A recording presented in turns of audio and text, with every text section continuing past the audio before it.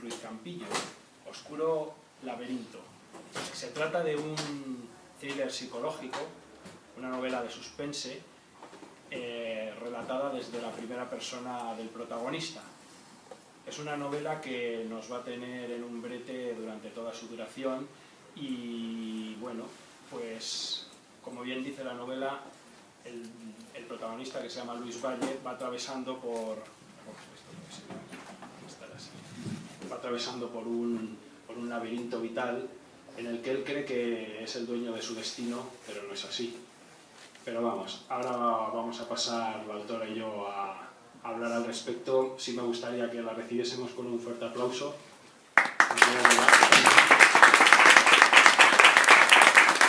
Y para que ella rompiese también un poco el hielo, que nos contase un poco de qué trata la novela, en qué se inspiró, cómo surgió la idea y todas estas cosas.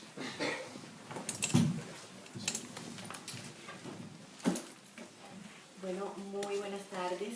Estoy sumamente complacida de estar en esta hermosa ciudad que la vida quiso darme la oportunidad de conocerla, y con personas tan maravillosas como ustedes.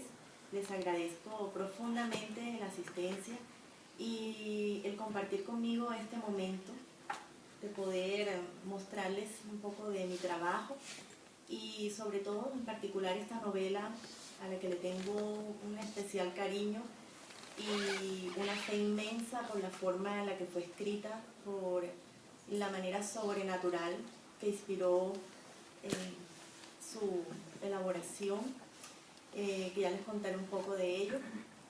Es una novela que nació de lo más profundo de mi cabeza atormentada y mi nariz engripada porque tenía una gripa. Entonces es una novela que le tengo mucho cariño. Y ante todo, muchas gracias por estar aquí conmigo esta tarde. Nuevamente, gracias Diego, Lidia, todo el equipo que estuvo acompañándome a la distancia. Fue un trabajo también curioso, pues estar yo en Colombia y ellos acá, y trabajar de esa manera. Pues gracias también a la editorial Miranar, porque decidió apostar por este proyecto. Muy bien, pues a ver, para romper otra vez el hielo, ya metiéndonos en harina, yo lo que vi es eso, que el protagonista es Luis, que nos hace un relato en primera persona. Y bien, se trata de una novela que podría parecer, según se empieza a leer, que es una novela romántica, sentimental, incluso que cae en lo costumbrista. Pero hay, aparte del protagonista, la que podríamos llamar una coprotagonista, que es Juliana. Entonces, hay un impasse en el momento en el que Luis Valle conoce a esta mujer. Es una mujer del todo inquietante, no lo parece en una primera instancia, pero a medida que va transcurriendo la narración nos damos cuenta de ello. Hay un componente romántico, sentimental, pero sobre todo pasional. Y bueno, yo te quería preguntar por qué el título de Oscuro laberinto.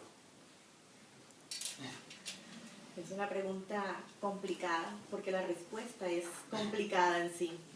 Y es de por sí increíble, pero les pido de verdad que traten de hacer un esfuerzo y me crean.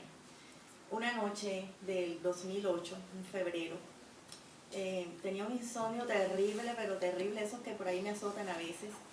Y a eso sumémosle el hecho que tenía una gripa fuertísima. No podía dormir, encima los medicamentos de la gripa me quitaron el sueño. Y bueno, pues cuando estoy inquieta por algo, cuando estoy feliz escribo, cuando estoy inquieta escribo, cuando estoy enojada escribo. Entonces me levanté y dije, voy a escribir. Y me levanté y en esa noche de febrero simplemente abrí la hoja de Word y ahí, en blanco, en esa hoja, me quedé como mirando y de pronto un título vino a mi mente. Y ese título fue Oscuro laberinto. Y el título revelado me regaló la historia. Esa es realmente la historia detrás de la historia de Oscuro laberinto. El título fue regalado de una manera sobrenatural y empecé a escribir, y simplemente de manera sobrenatural la historia fue llegando a mí. Y obviamente hay elementos conocidos cuando ya tú tienes una historia, cuando la tomas en tus manos, cuando la recibes porque siempre diré que el escribir es un acto sobrenatural y por eso muchos hablaron de las musas y por eso muchos hablan de tener rituales especiales para hacerlo. Cuando ya tú de manera sobrenatural recibes un hilo, tú lo tomas, no lo sueltas, empiezas a tejer algo. Yo tejí Oscuro Laberinto esa noche, empecé a tejerlo. Ya lo demás, pues, ya fueron elementos que me fui apropiando de cosas que había vivido, que había visto, así como hacemos todos los escritores. Escribimos siempre de cosas que hemos visto o información que ha llegado a nosotros de alguna u otra manera. Entonces, el título salió regalado. Ahora abordaremos esto de los escenarios. Lo del laberinto, es verdad que, o sea, que atracó primero en tu cabeza lo del título y luego a través de eso entretejiste, ¿no? Así es, así es. Pues no sé si me equivocaré, pero como hay dos damas que son las que descolocan un poco la trayectoria vital del personaje, quizás sean las aristas de estas dos mujeres las que suponen el laberinto por el que tiene que transitar Luis. Y luego tenemos la palabra oscuridad, ¿no? Oscuro, el adjetivo en este caso. La oscuridad viene precisamente porque hay una lucha en la novela entre lo maléfico y lo religioso. ¿Cómo vinieron estos dos elementos? ¿Por qué te interesaron para introducirlos en la trama? Jamás pensé que la trama iba a tomar ese rumbo, jamás pensé. Siempre diré que los personajes de una u otra manera tienen vida propia y terminamos siendo nosotros simplemente unos personajes para ellos. Ellos toman su destino, ellos deciden su destino y nunca pensé que la trama iba a tomar ese rumbo, aunque yo no diría que entre lo maléfico y lo religioso, diría más bien entre lo maléfico y lo benigno. Él se aferra como a la fe religiosa para, digamos, protegerse, ¿no? Bueno, Luis no es tan religioso, que digamos. Luis... Bueno, es el clásico creyente, pero no practicante, ¿no? Así es, relajado. Así es, como casi todo el hábitos. mundo, sí. Sí, es una persona, un hombre normal, una persona normal, del común, simplemente que en un momento dado tuvo que aferrarse a algo y se aferró a lo que tenía, a lo que había recibido. Pero diría más bien que es una lucha contra fuerzas terribles del mundo de la oscuridad, más bien diría eso. Inevitablemente la trama me llevó a ese mundo, terminé en el mundo de la oscuridad y por eso, no sé, tal vez la palabra oscuro me terminó llevando a ese sitio y obviamente el protagonista empieza a tener luchas terribles contra ese mundo, contra fuerzas, contra cosas ocultas. Y sí, obviamente el ocultismo está presente de una u otra manera y tampoco pensé que iba a terminar tocando ese tema, pero repito, insisto, los escritores muchas veces terminamos siendo unas simples marionetas de lo que estamos creando, más bien los hilos diría yo que lo llevan los personajes en un momento dado. Ellos muchas veces deciden su destino. Pero lo que sí yo creo que has decidido tú son las atmósferas donde transcurren los acontecimientos, que son atmósferas reales. Totalmente. Que le dan un cierto aire de verosimilitud a la novela. Totalmente, claro. Totalmente.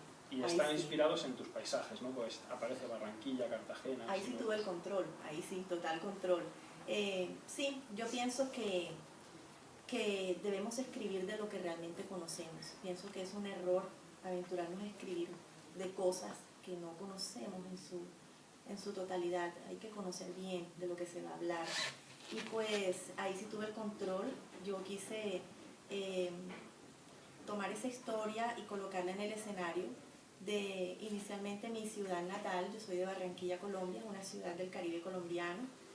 Y la combiné con otra ciudad que amo mucho, que es donde vivo. Después decidí mudarme, la amo tanto que decidí mudarme para allá, que es Cartagena de Indias. Entonces yo escogí definitivamente el escenario, la atmósfera fue escogida por mí. Y los personajes, aunque toman una deriva muy particular, incluso adoptando, digamos, la rebeldía del personaje de Unamuno en Niebla, están muy bien trabajados, o sea, todas las aristas de ellos también contribuyen a ese todo verosímil, ¿no? Pero yo me pregunto si también tienen elementos de gente que tú conoces o... de tu entorno. Por supuesto. Elementos, sobre todo en el personaje de Juliana, no quisiera decir que a alguien se me parece tanto, pero sí, también tiene elementos, no creas. Juliana tiene cosas de gente que conozco muy cercana. Y sí, yo soy un peligro, la verdad. Yo veo a cualquiera y me puedo inspirar en cualquiera y tomo cositas de cualquiera, entonces sí, tiene muchos elementos de gente que conozco. Otra característica, hablando de los personajes, que me ha llamado la atención, es que incluso los personajes más secundarios gozan de un esmerado perfilamiento, ¿no? Y en concreto el protagonista, Luis, aparte de los secundarios, el protagonista, Luis está muy bien perfilado, y una cosa que me ha llamado mucho la atención es cómo una mujer se mete en el interior de un hombre para narrar una novela en primera persona y lo consigue tan bien, porque bajo mi punto de vista te metes muy bien en la sensibilidad masculina. O sea, Luis es un personaje muy bien trazado en el sentido de que vemos con toda la certeza cómo un hombre sufre un desengaño sentimental, y no solo eso, sino que nos presentas también sus virtudes, pero esos pequeños defectos muy masculinos, pero que muchas veces no son fáciles de captar y de trasladar. Entonces, cuéntame un poco cómo conseguiste introducirte en la sensibilidad de un hombre para ofrecerlo de una manera tan certera. Caramba, yo pienso que para escribir no debemos tener sexo. Pienso que los escritores tenemos que ser asexuados.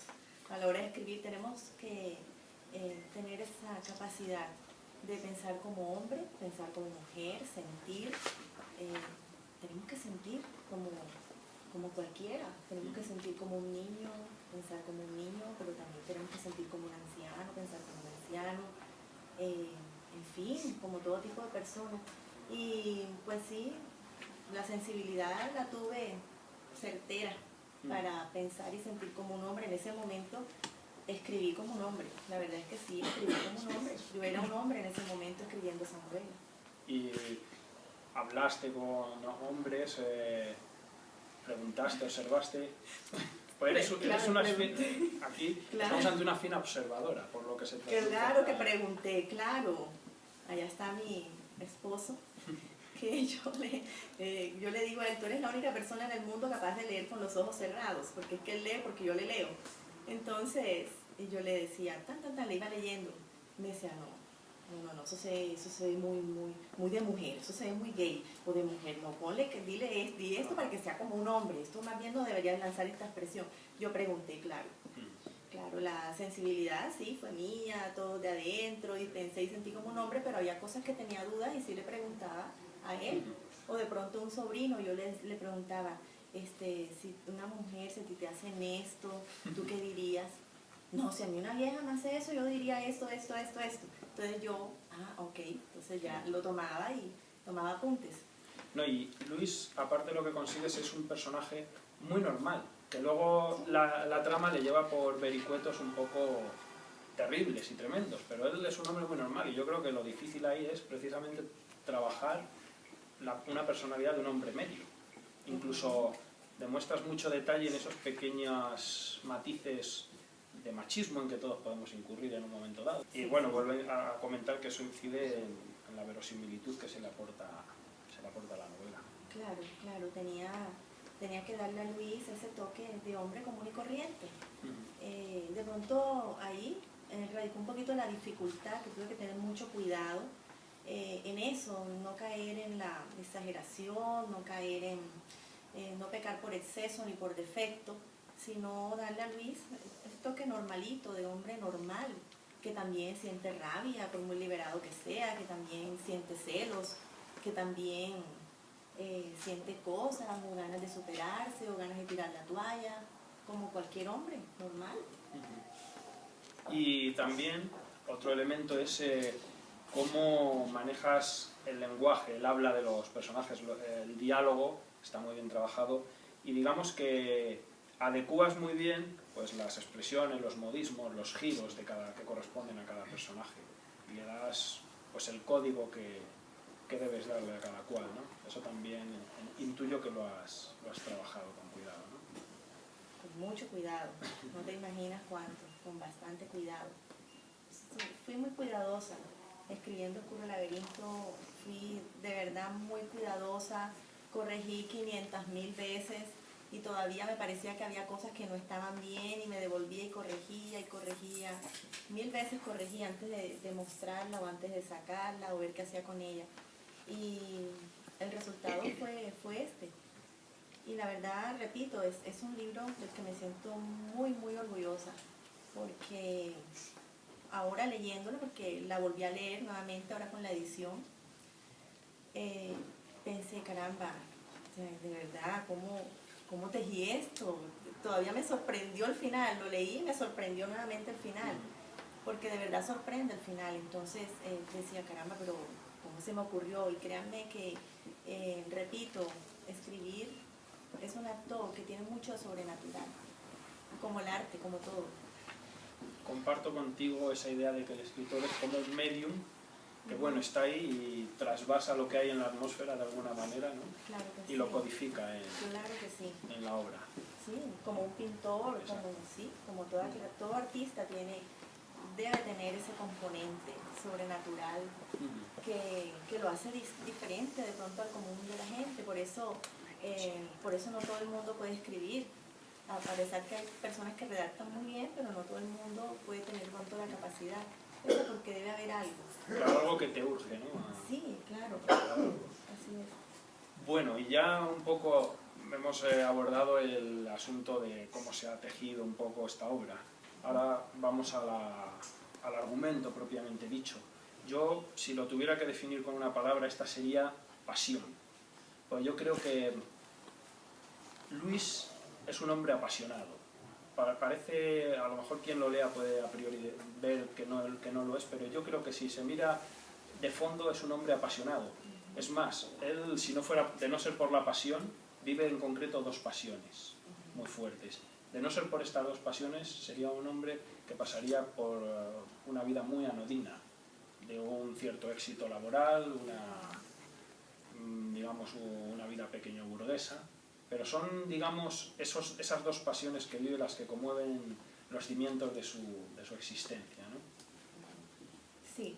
Sería la pasión. Sí, Luis es, en definitiva, un hombre apasionado. Es un hombre apasionado, con una gran pasión interna y un exterior quizás, sí, del común. Por eso dije, me esforcé en crear un personaje aparentemente del común, pero que maneja unas pasiones internas grandísimas, que maneja unas luchas enormes, pero que se mueve en medio de dos grandes pasiones, como dijiste. Y una de ellas es Juliana. Y Luis maneja otra pasión, pero no la puedo decir porque claro, por razones obvias, pero una de sus grandes pasiones es Juliana. Es una pasión que cuando llega a la vida de Luis, simplemente revoluciona todo y viene a mover todo lo que él tenía, viene a cambiar todo lo que él había construido, viene a mover su piso de una manera impresionante. Entonces esa es una de sus grandes pasiones. Y maneja otra gran pasión reservada, pero sí es un hombre apasionado mucho. Hasta el punto de que esa primera pasión, en cierto modo, lo inmuniza durante años. Totalmente. Contra la vida sentimental, ¿no? Totalmente, sí. Solo quienes han sufrido los huracanes de la maldad, de la traición, de las cosas terribles en la vida, entenderán por qué Luis durante un periodo largo, unos 10 años, queda inmune, como decías, a volver a sentir, a volver a creer en nadie, a volver a confiar. Eso es algo muy humano. Cuando nos lastiman o nos hieren o nos engañan o nos muestran cosas distintas, pues obviamente nos blindamos, eso hizo Luis. Pero su pasión está adentro con toda. Claro. Y otra cosa que también me ha llamado la atención reflexionando al respecto es cómo consigues, digamos, haciendo creer que todo transcurre, que nuestra vida, en este caso la de Luis, transcurre por unos derroteros de normalidad con un cierto control, autocontrol sobre el día a día. Luis, en el fondo, si acabas la novela te das cuenta de que ha estado a la deriva, atravesando por ese laberinto que muchas veces es la vida de muchos de nosotros, o quizá de todos nosotros. La vida al fin es un laberinto y yo creo que es uno de los grandes hallazgos que introduces en la novela, ese planteamiento, porque Luis anda por la vida, es un hombre con cierto autocontrol, con cierto sentido común, pero a lo largo de la novela llegas al final y te das cuenta de que ha estado a la deriva merced a las intenciones de otras personas. Así es. Y lo que parecían intuiciones o casualidades no lo son tanto. Parecía que estuviera movido por un maestro de marionetas, ¿no? Ay, eso es un terreno delicado. Como decías, yo pienso que la vida de todos asemeja eso a un laberinto. Realmente cuando empezamos a recorrer nuestra vida es como si entráramos a un laberinto. Si es oscuro, si es claro, pues ya eso dependerá de otros factores en la vida de cada quien, pero él empezó efectivamente a recorrer su laberinto, que nos toca a todos en distintas formas. Él empezó a recorrer su laberinto y en algún momento se dio cuenta que estaba inmerso en un laberinto y que este laberinto era totalmente lleno de tinieblas. Y él empieza a buscar esa luz, él empieza a buscar la luz de alguna manera para poder salir. Pero lo que dices acerca de que parece que fuéramos marionetas en cierto sentido de algún titiritero supremo, yo pienso que sí, Claro que tenemos como seres humanos con un libre albedrío la capacidad y la potestad de cambiar el rumbo de nuestra vida, pero yo pienso que sí hay un componente etéreo que maneja los hilos de nuestra vida en algún momento, pero también nosotros tenemos la potestad de cambiar los rumbos. Yo pienso, pero sí hay algo de eso. Me gusta mucho lo de titiritero supremo. Muy bueno. Bueno, pues yo con esto ya más o menos he hecho la cobertura de lo que yo he percibido. Sí. Bueno, habría una cosa. Hay un polaco que aparece por ahí, ¿no? Sí. Un personaje secundario. Porque este protagonista, cuando se contrae nupcias con su primera esposa, bueno, no sé si hay más, creo que es... Bueno, con esta mujer, con Juliana, se casa y luego van a vivir a una especie de urbanización, ¿no? Sí, señor. Apartamentos. Entonces se encuentran ambos muy solos. Y Luis se resarte un poco de su soledad haciendo amistad con un polaco que de repente aparece ahí. Sí. Misteriosamente. Cuéntanos algo. Misteriosamente. Bueno, eso fue otra de las casualidades de la vida y un poco también de mi afiebrada cabeza. Siempre diré que mi cabeza es un poco afiebrada. Pero sí, el polaco se identifica con alguien que yo conocí hace muchos años, era una niña, y viví cerca de un polaco, era un señor que era zapatero remendón, y vivía en la misma calle mía. Y siempre me causó curiosidad ese señor porque él era bastante mal geniado, le daba rabia que los niños jugáramos con la pelota por ahí y todo, pero al final terminé haciéndome amiga de él. Desde niña fui muy preguntona, muy adelantada y quería saber muchas cosas. Y un día mi balón entró a su casa y yo vi una foto de él joven. Y yo, fue joven alguna vez y muy atractivo. Ay, Benny, tú sí eras atractivo. Y lo vi como una mujer muy hermosa y dos niños pequeños. Y me contó su historia. Entonces, la historia de ese polaco tiene mucho que ver con la Segunda Guerra Mundial. Y a través de él, entonces se volvió uno de mis personajes favoritos y de mis amigos favoritos. Yo era una niña de unos 8 o 9 años y él era un anciano de 70 años. Pero a mí me encantaba hablar con él y me contó mucho de su historia. Entonces supe que era un inmigrante que había llegado a Colombia antes de la guerra. Y me contó cómo perdió a su esposa y a sus hijos. Y más nunca volvió a saber de ellos y quedó en Colombia ya sin saber más nunca nada de ellos y nunca supo qué pasó con ellos. Entonces siempre esa historia me tocó el corazón y me hizo investigar mucho más. Y llegó un momento en que sentí que Luis tenía que aferrarse a alguien. Y de pronto, como del ayer, por allá, del vórtice supremo del pasado, me llegó la voz del polaco, hablando en su español machacado, y me acordé de Benny, y yo dije, bueno, una persona como Benny sería la que Luis necesitaría en su soledad. como de pronto la tuve yo en algún momento de soledad cuando era una niña. De pronto fui una niña un poco taciturna, un poco solitaria, muy metida en los libros. Entonces recordé a Beni y quise traerlo de una u otra manera. Claro que lo demás ya hace parte de mi imaginación.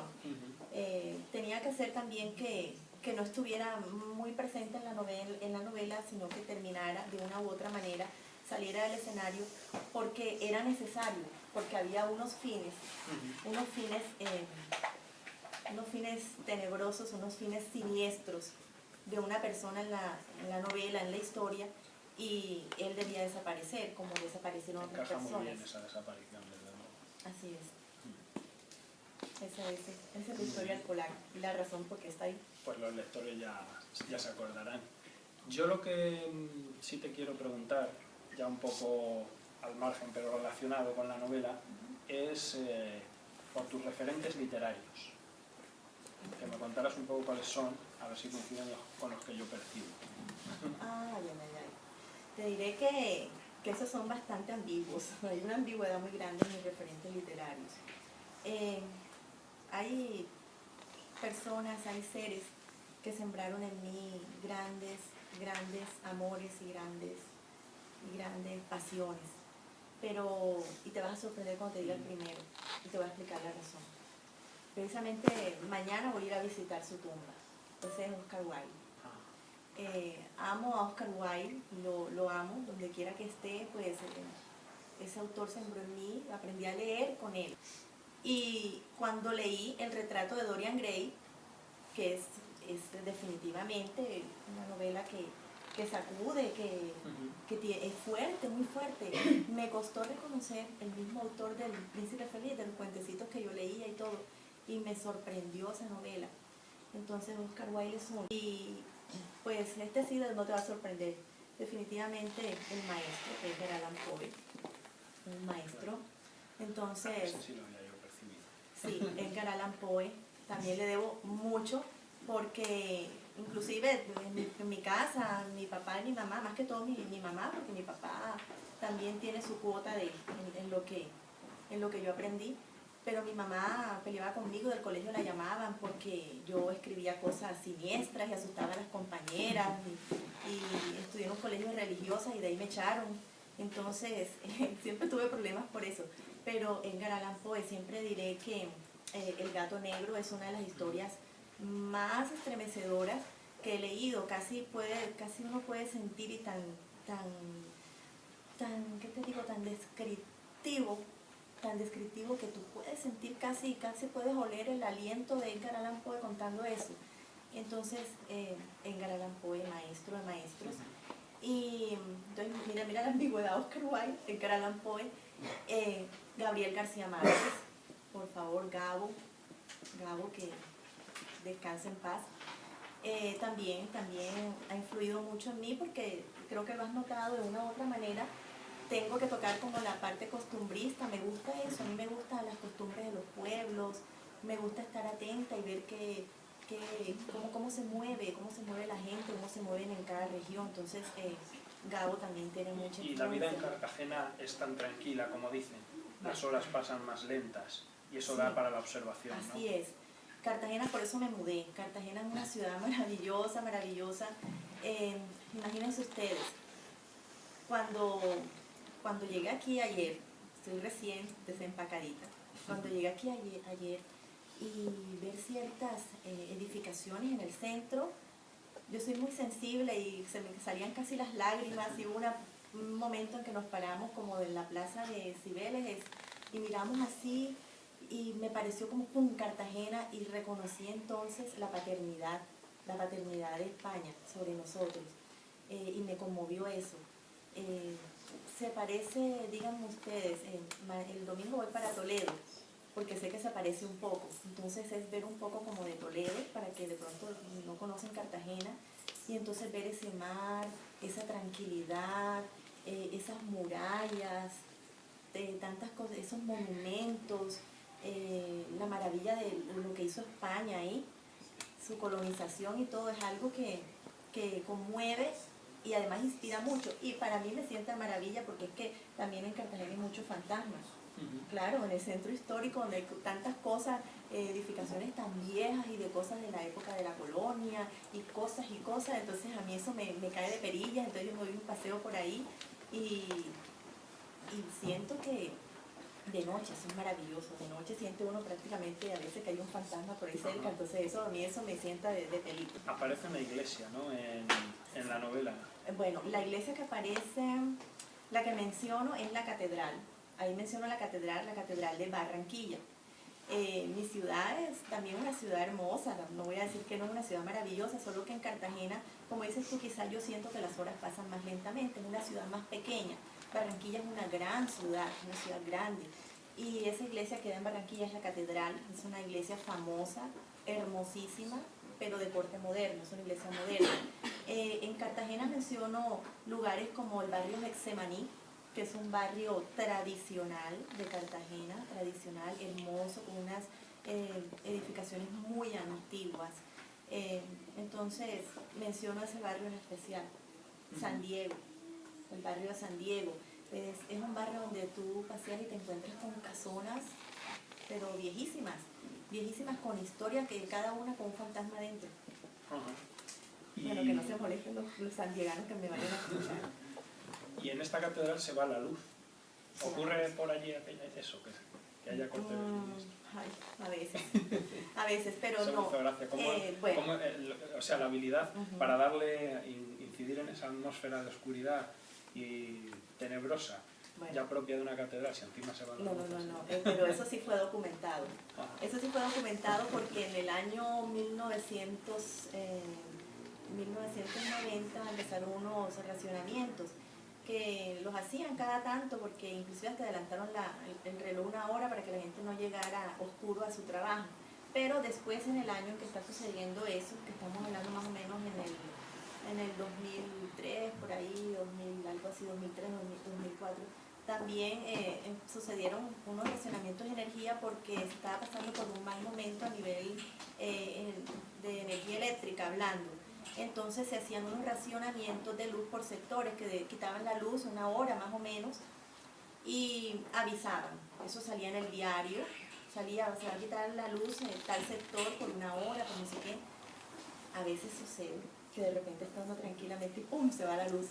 No demora mucho, pero a veces sucede. Sí, ese tipo de cosas, escuchaba yo que eran las que inspiraban también precisamente a Gabriel García Márquez, sí, que era también un contemplador de lo insólito que puede parecer. De lo pintoresco. Exacto. Sí, son cosas pintorescas de mi tierra querida llamada Colombia. Pero no nos molesta, la verdad es que no. Inclusive cuando eso sucede, cuando se va la luz a veces, que tampoco es que suceda todos los días, pero eventualmente cuando sucede, enseguida mis hijos empiezan, mami, cuéntanos una de miedo. Enseguida nos sentamos y con esa oscuridad nos vamos para el balcón y empezamos a contar historias de miedo y ya mi esposo sabe, contamos cosas. Y es maravilloso, la oscuridad tiene algo maravilloso, también tiene su encanto. Cuando se va la luz y está todo oscuro, tú puedes ver las estrellas, ver la luna, tienes un momento de quietud entre tantas cosas. No, y gracias a tu magnífica exposición, pues hemos cerrado el círculo y nos hemos dado cuenta de cómo has hermanado pues ese, digamos, costumbrismo un poco al estilo de García Márquez con el estilo más oscuro de Edgar Allan Poe. Tú misma lo has dicho. Y es verdad que tú lo haces muy bien porque enlazas una cosa con la otra y queda muy natural en la novela. Yo lo que sí querría también es que al margen de esto habláramos un poco de tus próximos proyectos. El actual es este y quisiera que me hablases un poco también de los proyectos que tienes en mente. Sí, tengo varios proyectos en mente. Obviamente no puedo sustraerme a la parte de lo paranormal, de lo sobrenatural, de todas estas cosas, porque es algo que llevo muy dentro y tengo que decir por qué. Mi papá es un hombre conocido, ya tiene sus años y está retirado de todas esas cosas, pero es un hombre conocido en Colombia porque es un hombre de medios, es un periodista y es un guionista. Y por allá en los años 70 fue el autor y guionista de una famosa serie colombiana radial que se llamó Código del Terror. Era la época en la que la radio mandaba la parada.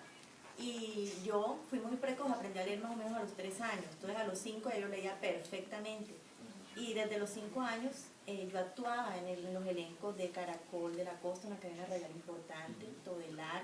Yo actuaba como actriz de radio y hacía papeles en la serie de mi papá, en Código del Terror, desde muy niña. Y después ya más grande me tocaba transcribir, pasarle limpio a máquina, cuando eran las máquinas, el Remington y todas esas. Poníamos unas hojas de papel carbón y todo, le transcribía los guiones para que el elenco tuviera cada uno su copia. Entonces imagínate tú, ¿qué podía yo aprender transcribiendo cosas como La momia totenca, La muerte llega a su cita, La novia del vampiro? ¿Qué podía yo? O sea, todas esas cosas se sembraron en mí. Yo no puedo sustraerme a escribir cosas de ese género, aunque todavía no se me ha dado por escribir terror puro. Pero sí tengo un compendio de cuentos, tengo todos sobrenaturales, y sí te puedo decir algo. La verdad es que yo todavía no he terminado con Oscuro Laberinto. O sea, Oscuro Laberinto aparentemente terminó aquí, pero realmente no es así. Es una historia que da para muchas cosas y yo quise de verdad, fue algo premeditado de mi parte, que ciertos personajes quedaran hasta ahí como en stand-by, porque yo quiero seguir hablando de esos personajes. En especial, un personaje muy importante tiene que seguir contando muchas cosas y tiene mucho para dar. Entonces, Oscuro Laberinto no para ahí. Ajá. ¿Y será una segunda parte de esta novela? ¿O otra diferente contando con personajes anteriores? Bueno, eso fíjate que no te podría decir si es una segunda parte o si es otra diferente. Lo que sí es cierto que ahí sí me ha sucedido la inversa, y como nos ocurre comúnmente, porque la verdad es que esto de poner el título primero y la historia después, créanme que eso casi nunca se da. Es más, a mí solamente me ha pasado esa única vez. Yo siempre escribo primero y después busco el título. Eso es lo que normalmente sucede. Entonces, eso es lo que normalmente está sucediendo con Oscuro Laberinto, segunda parte, por decirlo así, pero todavía no lo he decidido. Lo que sí quiero que sepan es que todavía no he terminado con Oscuro Laberinto. Oscuro Laberinto tiene mucho para dar, sobre todo unos personajes que tienen mucho en el tintero y muchas cosas que decir todavía. Hay personajes que no quieren callar, son nervios, claro, pero son hasta tercos, no quieren quedarse callados, entonces me toca dejarlos hablar. Ajá. Bueno, yo creo que a estas alturas de la presentación el respetable se habrá dado cuenta de que estamos ante una gran contadora de historias. Me gustaría que tú añadieses algo ya para ir finalizando al respecto de todo lo que hemos tratado aquí. Oscuro Laberinto, esta creación mía, repetirles que ha nacido de lo más profundo de mi cabeza, de un laberinto que armé yo en mi cabeza, porque realmente así fue. Fue el resultado de mi propio laberinto y coloqué simplemente esos personajes que después terminaron ellos llevándome por donde quisieron.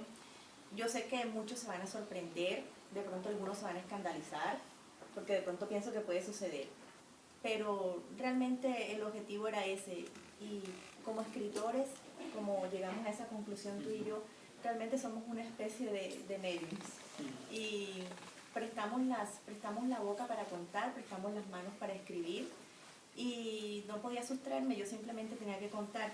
Y ahí sí creo que terminaría con una frase de mi amadísimo Oscar Wilde, decirles que para escribir solo se necesitan 2 cosas, tener algo que decir y decirlo.